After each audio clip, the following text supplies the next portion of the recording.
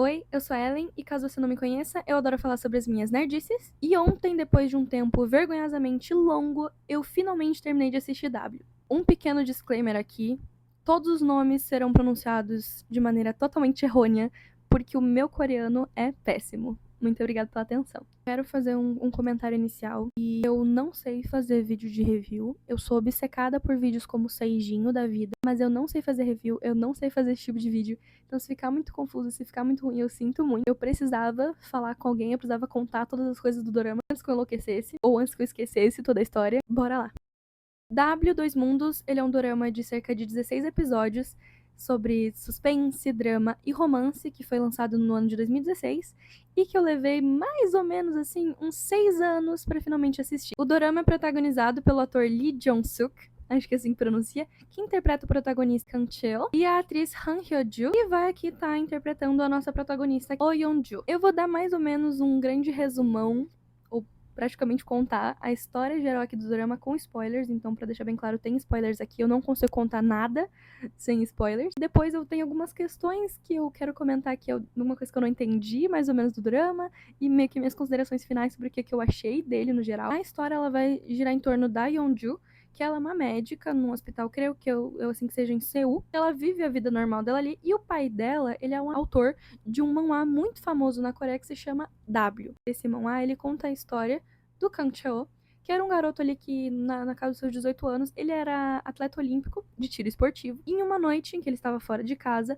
alguém invadiu a casa dele e matou a família dele. Só que ele acabou sendo culpado pelo crime, afinal, ele era um atleta de tiro esportivo. Então acharam que fazia muito sentido que foi ele que matou a família dele. No manhwa, ali, durante a história, ele é libertado depois de um tempo porque não tem provas conclusivas de que de fato foi ele quem matou a família dele. Então ele torna a vida dele resolver crimes e tentar encontrar o culpado pela morte da família dele. A gente volta daí pra Yeonju, que tá lá trabalhando a vida dela normal. O chefe dela é muito fã do manhwa. Esse manhwa tá sendo escrito há 7 anos, então o chefe dela acompanha desde o início. E ele vai lá falar com ela, fala muito bem, mas também reclama que não sei o que o protagonista vai morrer. E ela, como interna, ela tava muito ocupada, ela não tava meio que lendo. E ela também é muito fã desse manhwa que o pai dela escreve. Ela descobre que o protagonista vai morrer e ela tenta entrar em contato com o pai dela pra, tipo, pai não mate o protagonista. O pai dela não atende. O Sobun, que é um estagiário do pai dela, meio que é um pouco amigo, assim, dela também, fala que o pai dela não sai do quarto há um tempo. Eles também não estão conseguindo conversar com ele, mas que ele tá lá trabalhando, porque tá sendo postado as coisas. Então, ela simplesmente vai até a casa do pai dela. Ela entra no quarto do pai dela, o pai dela não tá lá, ela acha meio estranho, porque do nada o pai dela meio que sumiu, não tá ali, ele não responde, não atende. Enquanto ela tá lá mexendo na mesa do pai dela, olhando as coisas, tem lá o tablet que ele usa pra desenhar, tem o computador e essas coisas, simplesmente do nada ela sente uma mão apertando aqui assim forte nela e puxando ela pra dentro do tablet e consequentemente pra dentro do manhwa. Quando ela cai lá dentro, ela vê que é o Kang Cheo, ela fica muito confusa porque ele é só um personagem, era um manhwa, o que aconteceu, onde é que eu tô? Mas ela ajuda ele, ela impede que ele vá de arrasta pra cima e ela foge. Quando o Cheo acorda, ele quer saber quem foi aquela moça que viram ajudando ele. E nisso eles acabam se encontrando mais e mais vezes e aí a trama vai se desenrolando, porque a Yeonju não consegue controlar quando ela vai entrar e nem quando ela vai sair de dentro do manhwa. A única coisa que ela descobre, pelo menos inicialmente, era que se ela conseguisse chocar e surpreender o Cheo, ela conseguia voltar pro mundo real. Em algum ponto ali da trama eles começam a se relacionar uma coisa um pouco mais interessado, além de, tipo, entender o que tá acontecendo, eles vão se gostando de fato. E assim, como o pai dela desapareceu, ela tá entrando e saindo daquele mundo, ela não sabe o que tá acontecendo, ela acha que ela tá endoidando. O Tio também não sabe o que que é, quem é essa mulher, como é que ela consegue desaparecer e reaparecer do nada. Eles estão muito confusos.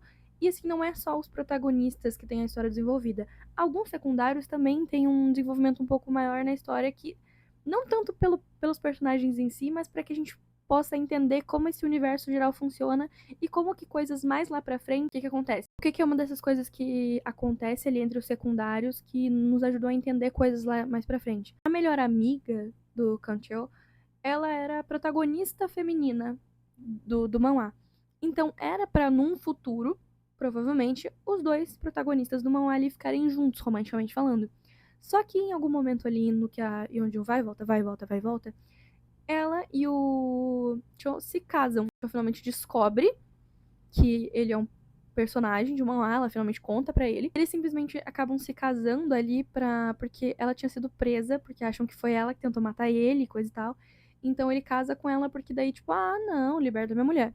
Só que nisso que eles casaram, a Yeonju se torna a protagonista feminina do manhwa. E o que acontece? A melhor amiga dele, que era pra ser a protagonista, começa a desaparecer. Por quê? Porque ela não tem mais função na história. A única razão da existência dela era ser a protagonista feminina. A partir do momento que ela não tem mais essa função, ela começa a desaparecer. Eles tentam reverter isso, só que eles não estavam conseguindo. Apesar do Cho estar meio apaixonado pela Yeonju, ele também se importa muito com a amiga dele.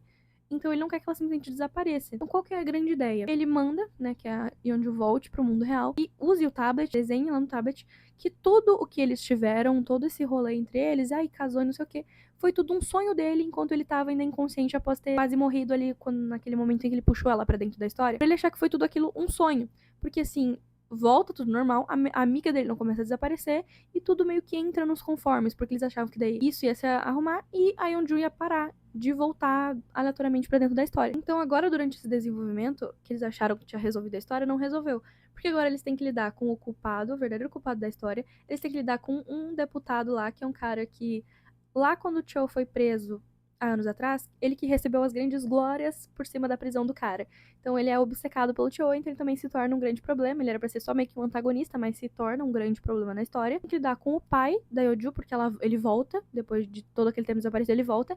E ele odeia o Cho, ele quer terminar, ele quer sumir com o protagonista. Eles têm que lidar com o fato de que eles estão meio que apaixonados um pelo outro, só que, tipo, ele é um personagem de manhwa, ela é uma pessoa na vida real, então é uma coisa que também eles vão ter que lidar agora. Eles acham que simplesmente descobrir quem é o culpado da história, quando eles percebem que o negócio tá rodando de novo, não tem o que a gente fazer, que se eles descobrirem quem é o culpado, a história vai terminar, então eles vão poder resolver toda a situação. E é claro que não é tão fácil assim. E assim, chegou uma hora que eu já tava um pouco confusa, porque tava acontecendo muita coisa ao mesmo tempo, era muita reviravolta, eu me perdi um pouco. Pra evitar que eu fale abobrinha, eu vou logo pro grande plot da história. Alerta enorme de spoiler, agora eu vou realmente contar tudo o que aconteceu. O que acontece? O Cho, ele vai pro mundo real pra confrontar o pai dela, pra descobrir quem é o culpado. Ele fala, se você só me disser quem é o culpado, você me der um rosto, você me der um nome, eu consigo terminar essa história. A história termina, eu e você não temos mais nada que ver, e a tua filha vive a vida dela normal, a história vai terminar. Só que aí que entra o problema. Por quê? Porque o pai da Yeonju, ele nunca deu um nome, ele nunca deu um rosto pro vilão e pro culpado da história. Porque o culpado, o vilão ali, ele era pra ser só uma parte inicial da trama. Ele tipo, a família do cara morreu e agora ele vai se tornar esse grande protagonista incrívelzão, todo fodão, que resolve coisas e dá paulada nos outros. Então ele não tinha uma outra função além de ser isso. Não tinha um rosto por trás. Só que por conta disso, o que acontece? O vilão toma o rosto. Ele recebe o rosto do autor.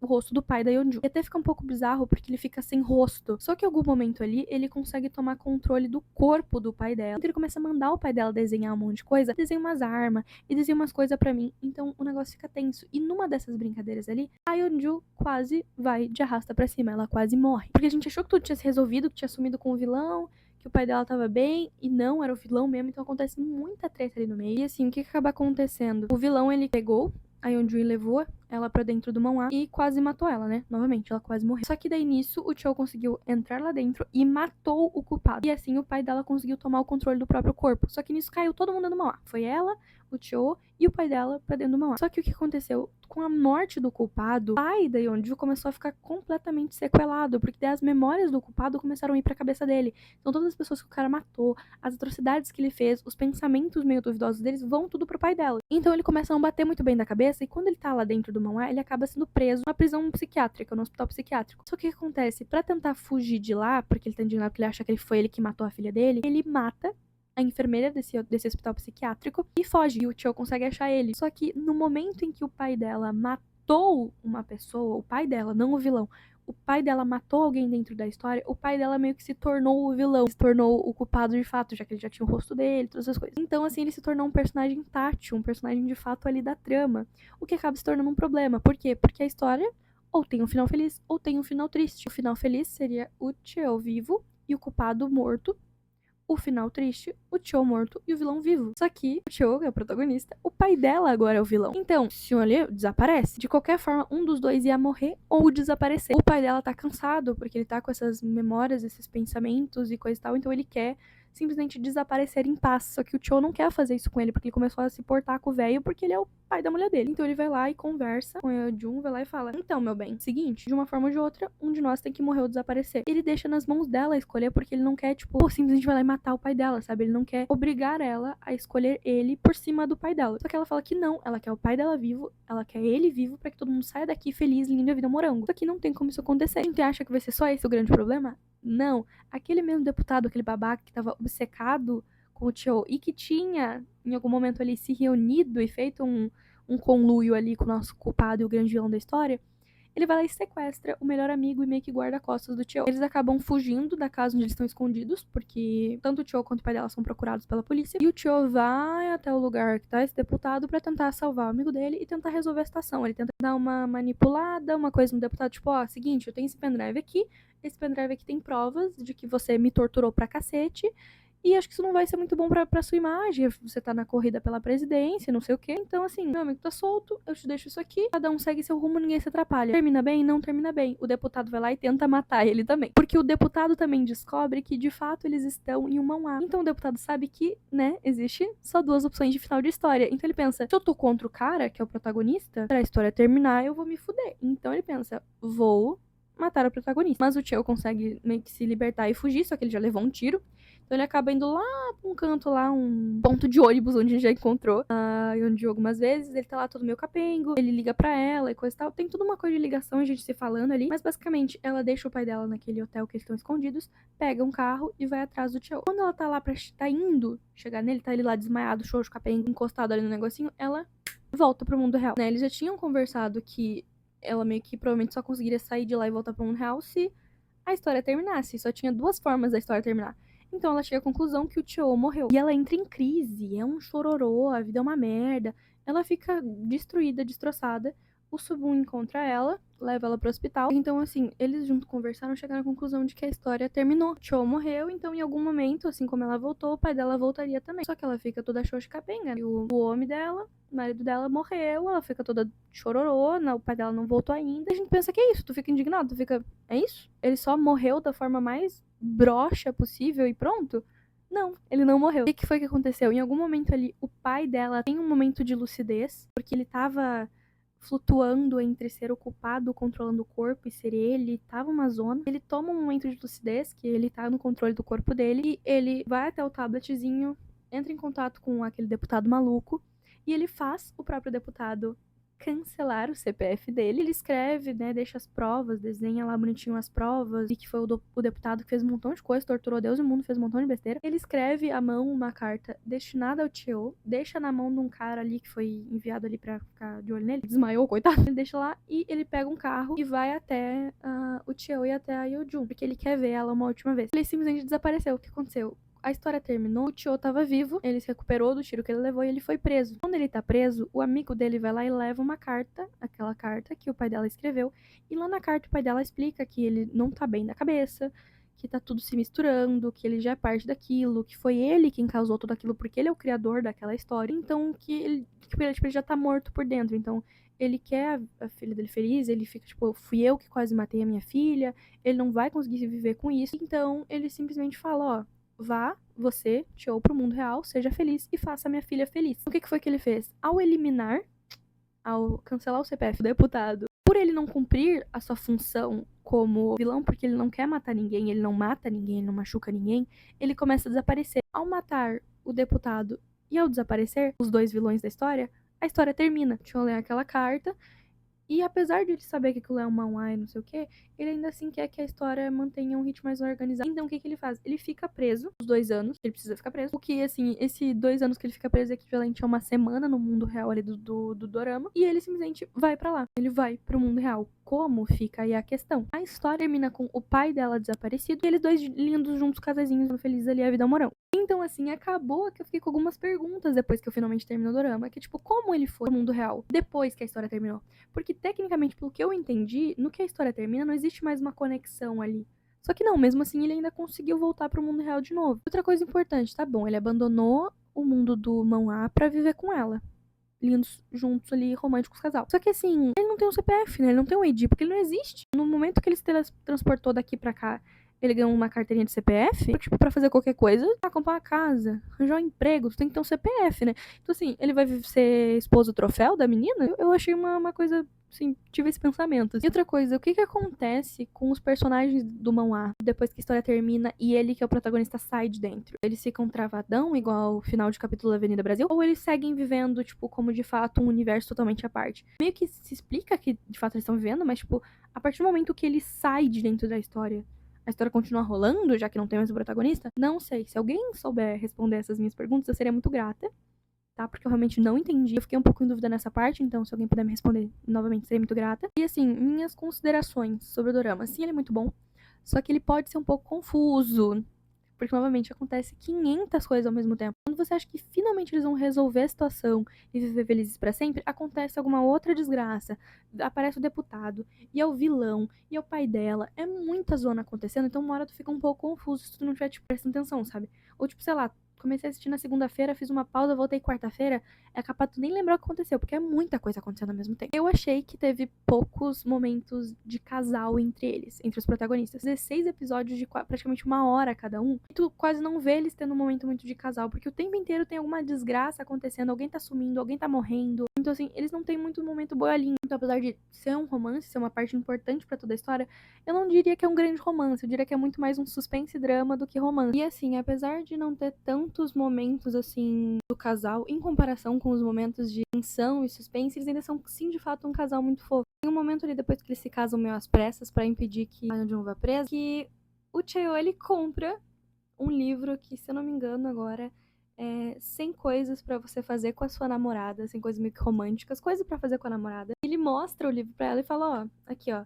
marca no livro todas as coisas que você gostaria de fazer, as coisas de casal que você gosta de fazer, pra gente fazer junto. Apesar do foco do dorama ser o romance, o suspense, toda essa coisa por trás, ele também tem bons momentos de alívio cômico, sendo principalmente o Sobun, aquele estagiário amigo dela. O Sobun tá sempre em desespero, que é o chefe dele que tá sumindo, a menina some, e do nada o cara do manhwa aparece na frente dele. E assim, tirando o primeiro beijo que eles tiveram, porque ela fez pra tentar chocar e assustar ele, todos os outros beijos do casal até que eu achei bem bom. Lembrando, é um dorama lançado em 2016, e é um dorama, é asiático. E ainda assim eu senti verdade nos beijos. Porque geralmente em dorama, tu vai assistir, eles parecem uns peixes mortos, né? O cara tá meio que parado assim e a protagonista tá com a boca travada, não mexe uma coisa na boca e o olho aqui, ó. Fica igual a porra de um peixe morto. Assim, não teve isso. Teve aquela coisa, fecha o olho, põe a mão no cabelo. Teve uma coisa mais real, eu senti uma verdade, então eu gostei bastante. Os protagonistas são muito bonitos, eu adoro, gente, eu não consigo. Eu não consigo romance com gente feia. Eu já tentei. Eu tento, às vezes eu tento, eu não consigo com gente feia. Um pouco fútil da minha parte, sim. E eu quero fazer um comentário que eu achei um pouco engraçado quando eu percebi. Simplesmente a atriz, a melhor amiga do Cheo, ela já fez um outro dorama com o Lee Jong-suk, que se chama Romance is a Bonus Book, que é um dos meus doramas favoritos. E eu achei isso muito engraçado, que em ambos os doramas ela faz a melhor amiga rejeitada do protagonista. Meio maldade, mas eu achei muito engraçado. Acho que ela nunca vai conseguir fazer um dorama que ela é casal com esse homem, não é possível. Se tiver algum dorama em que esses dois atores fizeram e que eles são o casal, por favor, alguém me manda. Porque eu achei muito engraçado que nos dois únicos que eu vi que tem os dois juntos, ela é a amiga rejeitada, cara. Eu achei incrível. Então, assim, pra terminar, já tá longuíssimo isso aqui. Sim, eu recomendo. Quem quiser assistir, eu recomendo. Ele é um bom drama. Tem no Viki, tá? Ele tá gratuito no Viki. Apesar de ter muita propaganda, eu escutei muita propaganda da Sorriso, muito propaganda da Princípia e umas de carro aleatória. É muita propaganda, infelizmente, mas é gratuito. Então, se lasca essa propaganda, tá gratuito. Eu recomendo assistir se tiver com tempo. Não assiste meio tipo, ai, tu dá uma olhadinha no que tá acontecendo, olha pro lado, faz outra coisa, olha de novo. Recomendo prestar atenção, senão tu se confunde um pouco. Eu tô assistindo um outro dorama, que eu já comecei faz tempo e também não terminei ainda, porque eu enrolo bastante, infelizmente, sinto muito. Mas eu tô assistindo A Vida Secreta da Minha Secretária. Acho que esse é o nome certinho em português. Tô assistindo, tô na metade, logo eu termino. Quando eu terminar, eu volto aqui também pra fazer um reviewzinho, tá? Prometo, eu juro, eu volto. Porque eu demoro um pouco pra ler e pra assistir as coisas, então acabou que a semana passada não tem um sagrado vídeo, eu sinto muito. Então é isso, se você gostou desse review feito pessimamente, eu sinto muito. Eu me esforcei pra fazer um roteiro, mas nem eu consegui seguir o roteiro que eu tava fazendo. Se você gostou do vídeo, dá um like, se inscreve, que semana que vem eu vou postar um novo videozinho. Eu acho que é isso. Tchau!